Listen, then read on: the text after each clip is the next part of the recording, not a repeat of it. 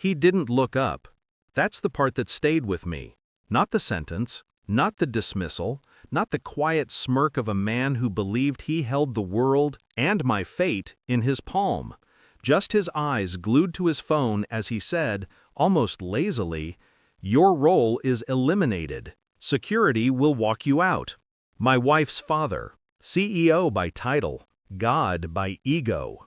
He tapped the screen, bored, as if swiping away lint.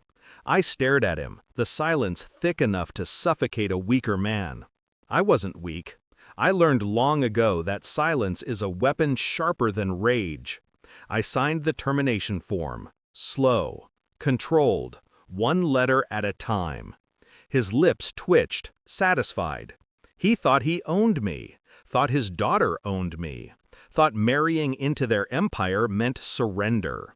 If only he understood the truth. I slid the paper back and met his eyes, finally forcing him to look at me. My voice was quiet, barely a breath. "Let's do this properly." He frowned, confusion flickered, and I left without another word. Outside the building, the cold air tasted like clarity. My phone buzzed, my daughter-in-law screaming down the line, "If you want to join Thanksgiving, come wash the dishes." Her voice was acid, sharp, and entitled. She always forgot who paid her bills, who funded her lifestyle, who allowed her to pretend she mattered. I stared at the sky, a bitter smile carving itself across my face. I replied with one word. Then I hung up. They'd all learn, every single one of them. This wasn't betrayal. This was miscalculation. And miscalculation always costs.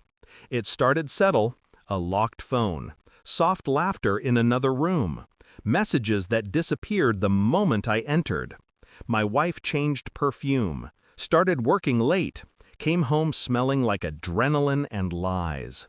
And her father, suddenly bolder, sharper with his comments, less restrained, like a man who believed a secret finally secured his power.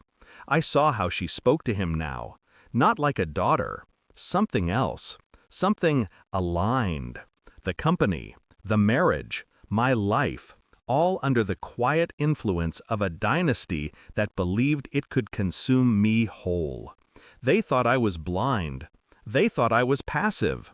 They thought comfort meant stupidity. My wife's sudden sweetness tasted wrong, like sugar hiding poison. Her father's smugness sharpened by the weak. And the daughter-in-law? She had always been greedy. Love wasn't a language she understood. But envy she spoke fluently. I didn't react. I didn't confront. Emotion is a luxury in war. I simply observed and waited. Chess is not won by loud moves. Only fools play with noise and tantrum. I play in silence. I started with quiet steps. Financial audits, board access logs, private investigator, phone data retrieval. Nothing illegal, just misplaced trust. People reveal themselves not through mistakes, but through patterns. Her pattern was routine. Afternoons at the spa, late-night strategy sessions, deleted call histories, credit card charges to hotels she never checked into because he paid in cash. And her father? Board papers routed away from me. Meetings suddenly rescheduled. Whispers at the golf club when I approached. They believed they were building something behind me, a coup dressed as family. Sweet, really. I watched it unfold like slow theater. DNA tests? Not needed. I had no children with her, by design. Love made people vulnerable. I never confuse affection and risk. But I still had a legacy, a grandson, my son's son, the one they treated like dirt. The silence around him, from them, that told another story. So I dug deeper, I listened, I gathered. Not once did I raise my voice. Rage burns fast, ice endures. The reports arrived on a calm Tuesday morning. Affairs, financial siphoning attempts, board-level collusion, illegal influence. My wife's part in it. And the best piece? A simple folder proving what they never imagined: I owned 83% of the shares. Inherited, transferred, protected long before they knew me. I built this empire. They just decorated it. I walked into the house. She looked up from her laptop, fake concern plastered across her face. "Are you okay?" she asked. I said nothing, just placed the documents on the table.